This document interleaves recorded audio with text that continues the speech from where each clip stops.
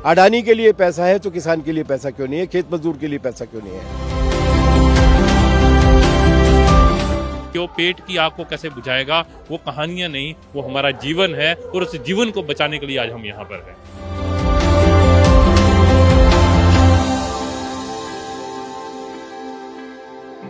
नमस्कार दोस्तों, मैं हूं रवि कौशल और आप देख रहे हैं न्यूज़ क्लिक। ये आप मेरे पीछे देख रहे हैं, एक समंदर उतरा है। भारतीय राजनीति में अक्सर कहा जाता है कि उसकी तस्वीर मैदानों ने बदली है। कभी पटना के गांधी मैदान ने बदली थी, आज दिल्ली का रामलीला मैदान है।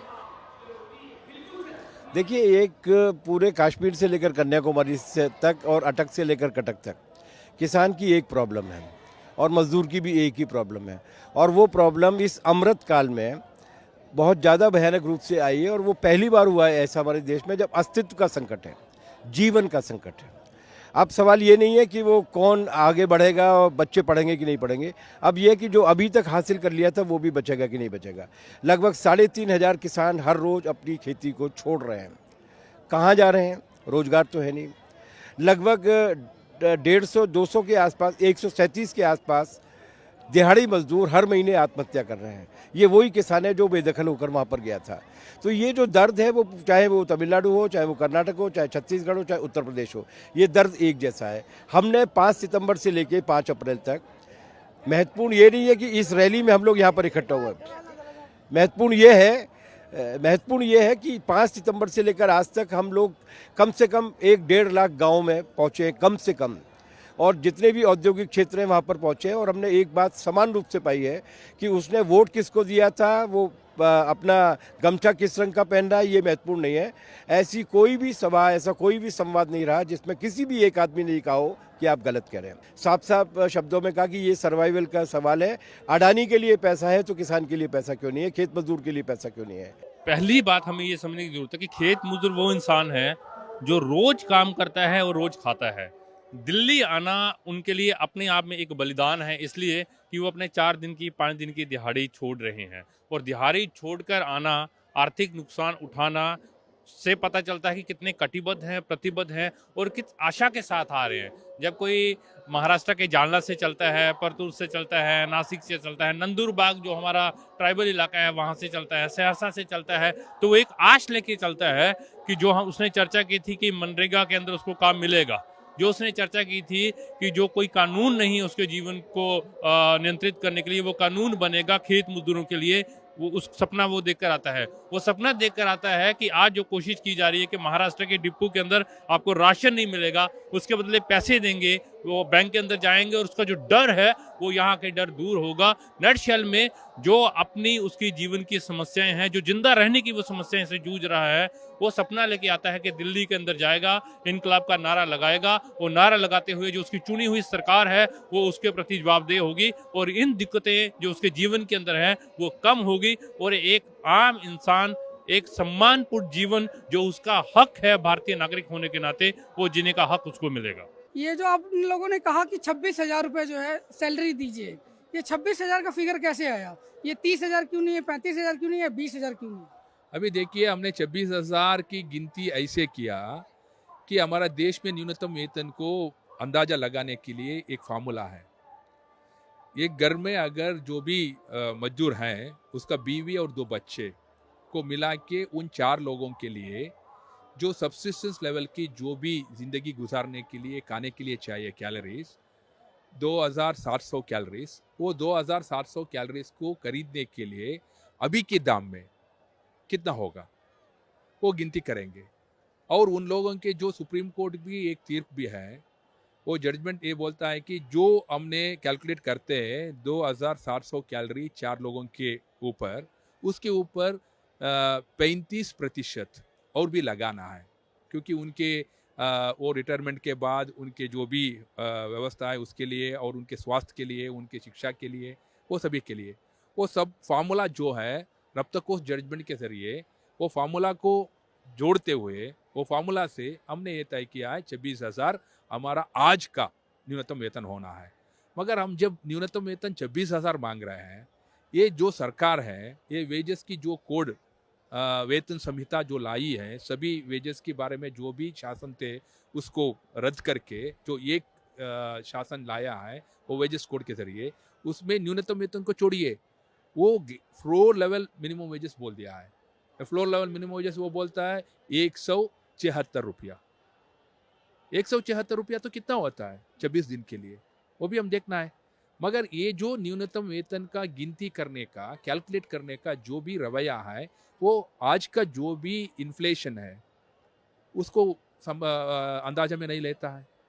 इसीलिए हम 26,000 मांगे हैं। वो 26,000 भी ऐसे आया जैसे आपने पे कमीशन में, 7th पे कमीशन में जो आपने मिनिमम वेजेस को कैलकुलेट किया, न्यूनतम वेतन सरकारी कर्मचारी के लिए, उसके ऊपर ही हमने लगाया है अंदाज।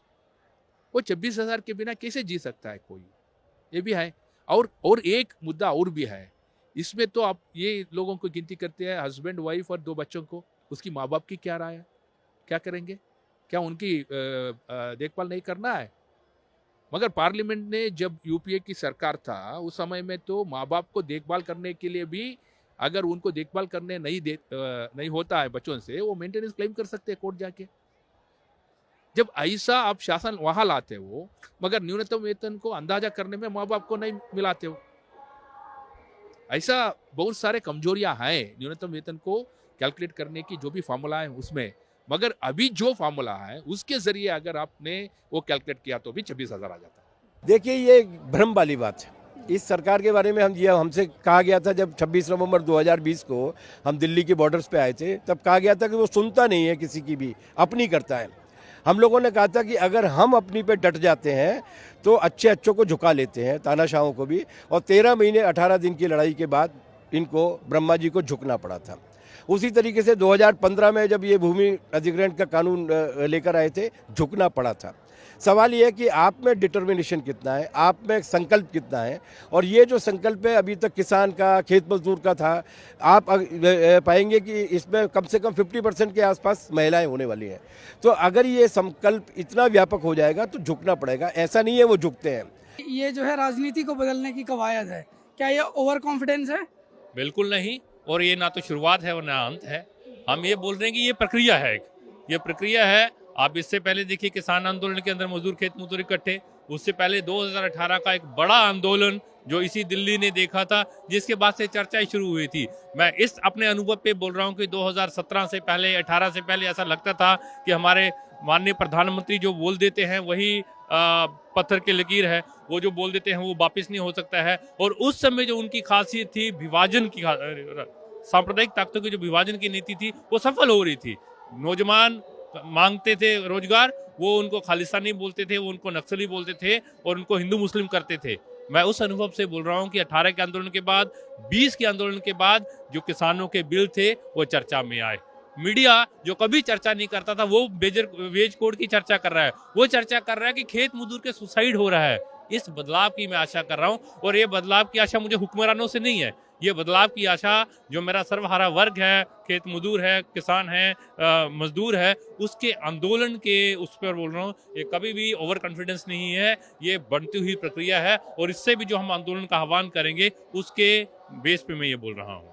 अभी क्या है, देखिए, वो कोविड लॉकडाउन से पहले भी हमारी जो देश की अर्थव्यवस्था थी ना, वो उदारवादी आर्थिक प्रणाली के जरिए वो बहुत ही पीड़ित था।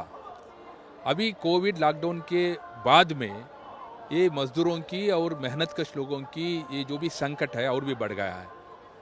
बहुत सारे लोग जो काम पे थे वो काम को खो गया है, और जो भी इंडस्ट्रीज थे वो इंडस्ट्रीज भी क्लोज हो रहा है। जो भी जीवनोद्धार के लिए जो भी पेशा करते थे वो पेशा बंद हो चुके हैं। इसीलिए सभी को यही जीने की ही बहुत मुश्किल हो रहा है। इसीलिए जब हम जा रहे थे सभी लोग वही बोल रहे थे, आप जो काम कर रहे हैं वो ठीक कर रहे हैं, हमको भी आपके साथ आना है, हमको भी लड़ना है, ये नीतियों को बदलना है, ऐसे बोल रहे थे। ये तो हमारा जो नीचे ग्रास रूट लेवल पे हम जाते थे उस समय में हमको ये अनुभव हुआ है। अभी ये जो रामनवमी वाले सवाल को लेकर जो आरएसएस की टूल किट ने एक जैसे दंगे भड़काने की कोशिश की है, उस मामले में भी ये बहुत कामयाब रही है कि लोगों के दिमाग में ये बात आई है कि वो एकता को तोड़ रहे हैं और उस टूटती हुई एकता को जोड़ना बहुत ज़रूरी है। तो ये जो एकता को जोड़ने की चिंता पैदा हुई है, ये चिंता इस अभियान की सबसे बड़ी खासियत है।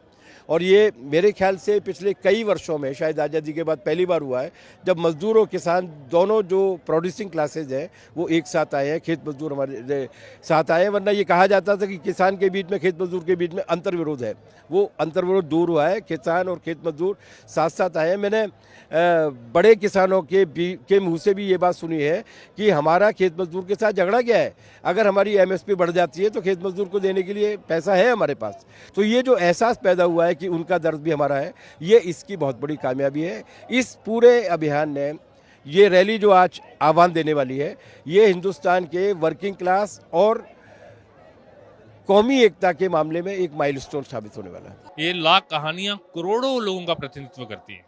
लोगों को वो कहानियां लगती हैं, उनको लगता है कि शायद मुंशी प्रेमचंद्र का कोई वो उपन्यास पढ़ रहे हैं, पर वो मुंशी प्रेमचंद्र का उपन्यास हमारे जीवन से उभरता है।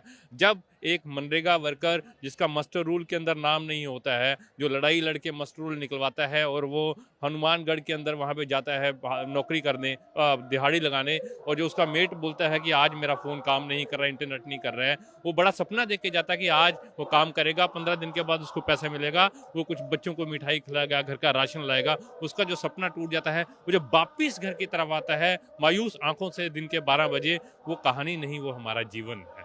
वो जो खेत मजदूर महाराष्ट्र के अंदर जो उसको ठेकेदार 10,000 रुपया अग्रिम दे देता है और उसको खेत के गन्ने पे काम करना पड़ता है, क्योंकि वो आज की डेट में बंधुआ मजदूरी नहीं है, पर वो बंधुआ मजदूरी से कम नहीं है। उसके घर में किसी की मृत्यु हो जाती है पर वो नहीं जा सकता है, क्योंकि जब तक वो काम पूरा नहीं होगा वो नहीं जाएगा।